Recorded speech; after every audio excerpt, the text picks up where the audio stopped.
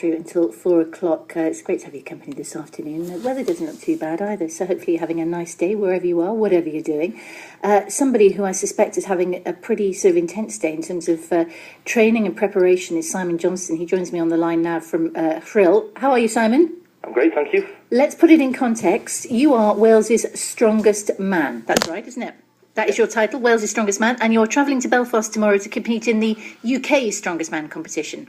Yeah, that's right, yeah. And I would say, bearing in mind, just having a little look at your schedule here, which we're going to share now, I would say you've got to be in with a pretty good chance of that, because your regime, blimey, it's tough, isn't it? Give us some idea of how you train to be Wales's strongest man and what's going to stand you in great contention to become the UK strongest man. I train between 4 and 6 days a week. Split my time up between the gym, doing the gym lifts.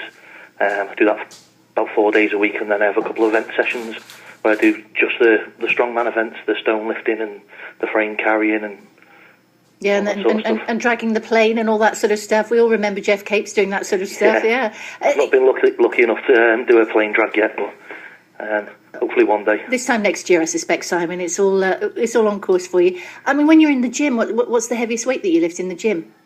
The heaviest weight I've lifted is a 435 kilo deadlift, which is a silver dollar deadlift, but that was in Wales Strongest Man this year. I can't believe that. I mean, I do go to the gym and I can just about manage 5 kilos on each arm. I can't even begin to imagine what 400 and something feels like. My goodness. I mean, physically, how do you do that? I mean, you know, I know you're strong, I know you're fit, I know you're tough, but blimey, that's. I mean, what's that equivalent to? Lifting 400 kilos. I mean, give us some idea of what that's equivalent to, if you can.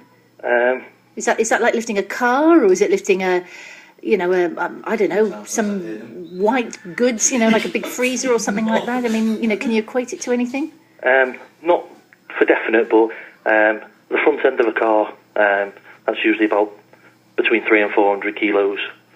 And you just do that for training in the gym. That's extraordinary, it really is. How did you get into this in the first place, Simon?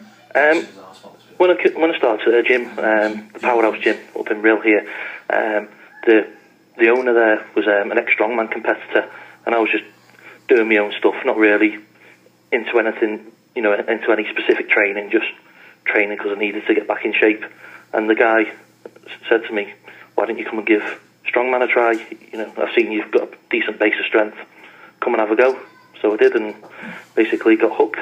Because presumably then it means then that you can be fit and strong, but it doesn't necessarily mean that everybody can move over into the world of the strongman competitions, can they? I mean, what sort of physiology do you have, do you think, or that was recognised in you to make you a good contender for it? I don't know.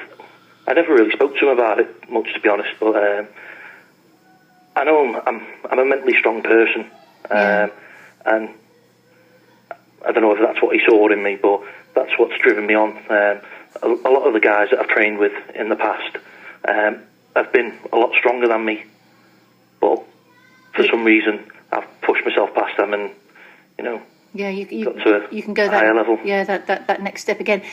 What do you look like, Simon? I mean, how tall are you? How much do you weigh? I'm 6 foot, and I'm between 21 and 22 stone. But presumably that's all muscle. There is a little bit of extra on me, but not a lot at the moment. No. And I mean, what about, you talked a little bit about your training regime. I mean, presumably it's fitness as well as strength, is it? Yeah, it's not fitness in the aspect of, running miles, but it's fitness of carrying things for distance, sprinting, that sort of stuff. Sprinting with heavy weights, carrying heavy weights. Yeah. As you say, you've got the mental attitude to get beyond that, is extraordinary. What about your diet, Simon? What does that consist of? I eat between 6 or 7 times a day. Eat a lot of protein, a lot of carbs. They'll try to keep them cleaner carbs, rices, pasta. Clean carbs. I mean, those are clean carbs. You're saying what would equate dirty carbs or dirty calories then? Chips, any kind of sugary stuff, right? Deep fried stuff. So you stick to, even though it's lean protein and things like that, or even though you're eating a lot of it, you'll stick to the lean protein and the good carbs. Yeah, I try to. I'm not perfect. I have my bad days where, I just want to eat junk like everybody else. But I do try to stick to, clean, good foods. And you say you eat 5 or 6 times a day. I mean, how many calories a day do you consume? Between 5 and 600,000, God. I was going to say, you'd be really strong then, wouldn't you? And how easy or difficult is that to do? I mean, I know you're training and it's intense and everything, but, to eat that many calories in a day, that can't be that easy to do in itself. That must be a feat in itself. No, it is tough. It's probably one of the hardest parts of strongman is getting the calories in, getting enough in to, to fuel your workouts and to make you recover quick enough to carry on training. Because how many times a day do you work out, or how many times a week do you work out? Between 5 and 6 usually. A week? Yeah. And that would consist of always being in the gym, or a little bit of sort of cardio work outside? I mean, how do you mix it up? Well, I'll do 4 days in the gym doing my main power lifts, the squat, the deadlift, bench press, overhead press, and then I'll do an event session on a Sunday where I'll do the stones and frame carries, but also do a loading race where I'll be carrying sandbags, beer barrels, all sorts of weird heavy implements and loading them onto platforms. So that really gets the lungs going. Yeah, I can imagine. How far do you have to run or sprint with those? It's only over between 15 and 20 metres, but once you've gone back and forth with a few, it's your lungs and your legs are really burning. Yeah, really burning. It's going to sound like an odd thing to ask, but I'm curious about this. I mean, presumably bearing in mind the sort of weights you're lifting and, the pressure you're putting your body under. I mean, presumably your core stability muscles, sort of protecting your back and protecting the core of your body, those have got to be pretty strong as well. So do you do things like Pilates and that sort of thing to keep those strong? No, a lot of the power exercises, the squat and the deadlift, they work the core muscles really, really well. So I've never really thought about having try out Pilates or yoga or anything, that sort of thing. You obviously don't need it, do you? So you're Wales' strongest man. You're competing then at the in Belfast for the UK title this weekend. I mean, is that very much a step up again? I mean, have you had to up your training to be ready for that, Simon?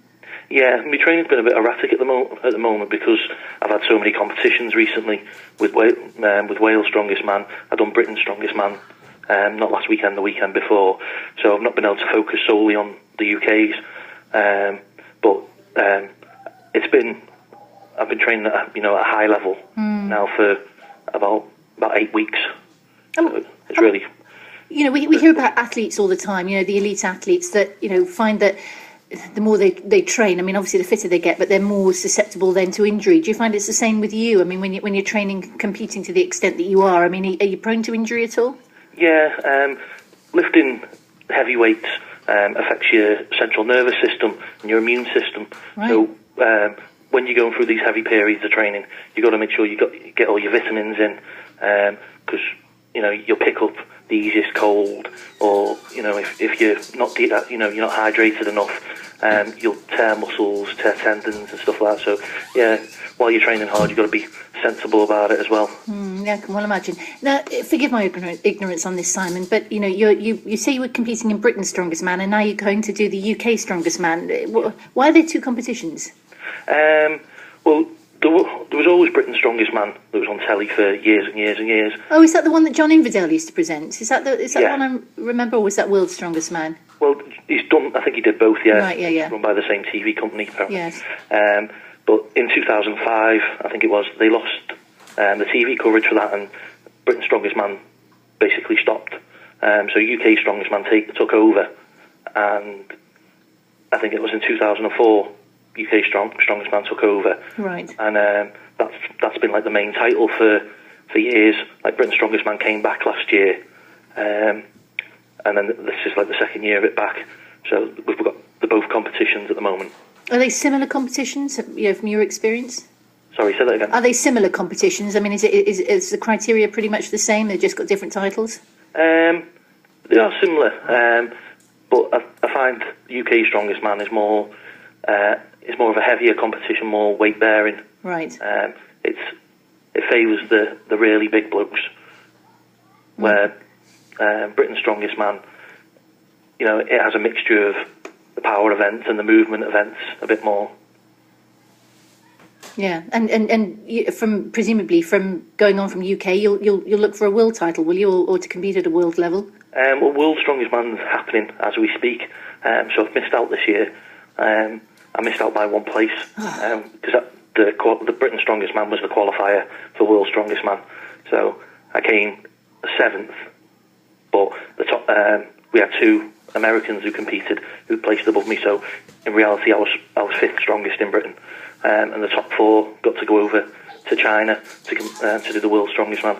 So I missed out this time, but. What was next year, Simon?